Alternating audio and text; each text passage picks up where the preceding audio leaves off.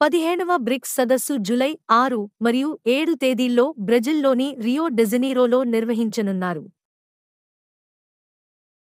World government summit 12వ edition Dubai వేదికగా జరిగింది. ఈ సమావేశంలో కేంద్రమంత్రి భూపేందర్ యాదవ్ పాల్గొన్నారు.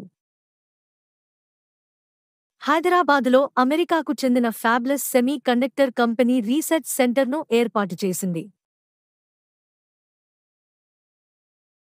26వ కేంద్ర ప్రధాన ఎన్నికల కమిషనర్ సిఇసిగా జ్ఞానేష్ కుమార్ ఫిబ్రవరి 19న బాధ్యతలు చేపట్టారు.